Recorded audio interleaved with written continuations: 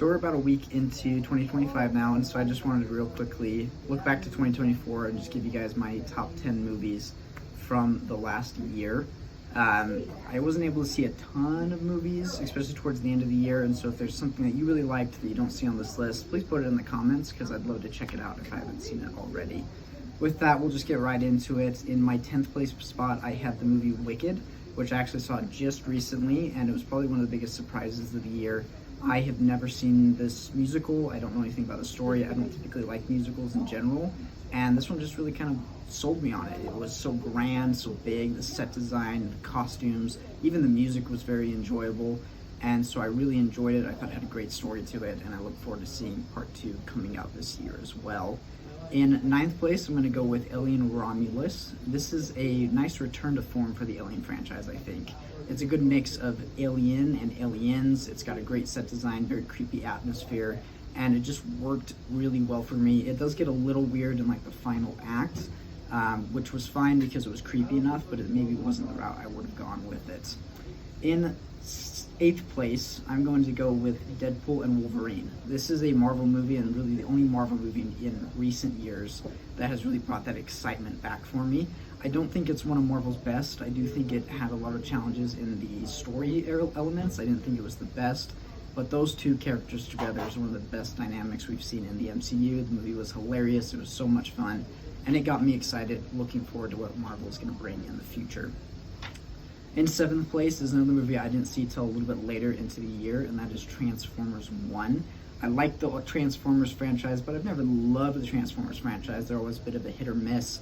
This is one I actually initially didn't want to see because the trailers didn't look very good to me, and I thought it was excellent. I thought the way that they look into the character of the Transformers themselves, particularly the relationship between Optimus and Megatron, is some of the best things that they've done in Transformers. I thought the story was just super compelling, and it was really driven by the fact that the characters felt meaningful, which isn't something you get in a lot of the Transformers films. The Transformers don't always feel like really fleshed out characters, and I love that about this film. Coming in 6th place is going to be the Ministry of Ungentlemanly Warfare.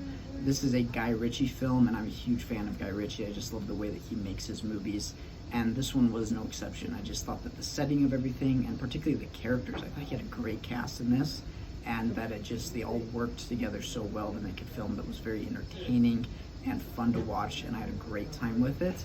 It was based off a true story. I don't know how accurate it was to a true story, but it was a super entertaining movie. It's one of my favorite of the year, just in pure entertainment.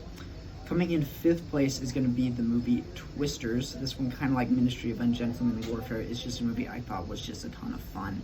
It's not trying to be anything super special. It's just about disasters and twisters, and it gives you exactly what you wanted in the trailer for that. It's a nice kind of sequel to the original Twister movie, really fun with a great soundtrack, and one of the few soundtracks that actually got me listening to country music for a little bit this year.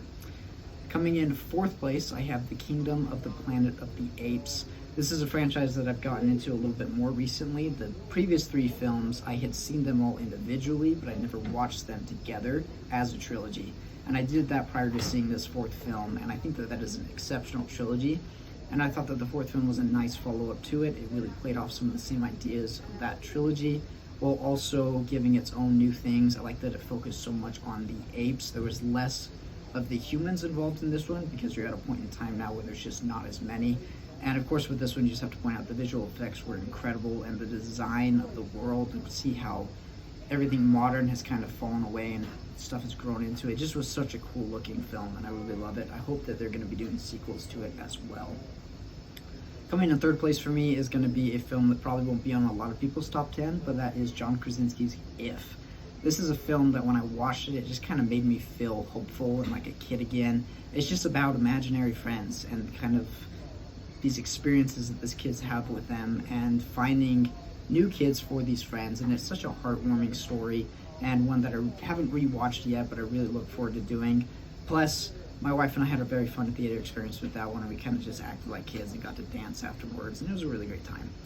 In 2nd place, I have the best animated film from this year, which is The Wild Robot. This is just an incredible movie. The design of it, the look of it was incredible. The story is just so heartwarming and so fresh. And to see just the way that it's just a loving tale. And I didn't know until recently that it's actually based off of a children's book. And so as someone who's going into teaching in early childhood, I think it's fun to see those types of stories brought to life and in such a grand way. And I think they're great stories for kids and great stories for families, and that's really what I like to look for in my movies. I want something that my future kids will be able to watch and that I can enjoy as a whole family. But coming in the first place for me is going to be Dune Part 2. This was the biggest, most epic, most grand film of the year. It was a fantastic follow-up to the Part 1 that came out a couple of years ago. The acting, the characters, everything about it was awesome. The new characters that were brought into this one and the stories that were involved around them, particularly the way that you see Paul kind of change throughout this film and see his character really turn into something different than what you thought it would be. I thought this was just an exceptional movie. It's one of the best sci-fi things that we've seen in a long time, and I can't wait to see what they're going to do with the third film that'll come out in a few years, Dune Messiah. So anyways, guys, those are just my top 10 films of the year. I do want to do a quick shout out because it's not a movie, but X-Men 97 was one of the best things I watched this entire year. So if you haven't seen that one, be sure to check it out as well. And of course, if you have your own top 10 list, or if you have ones that are different than mine, let me know in the comments. I'd love to have a little bit of a conversation about them. And I'd love to see any movies that maybe I haven't seen yet that you guys bring up. I hope you guys have a great new year, and I will see you in the next video.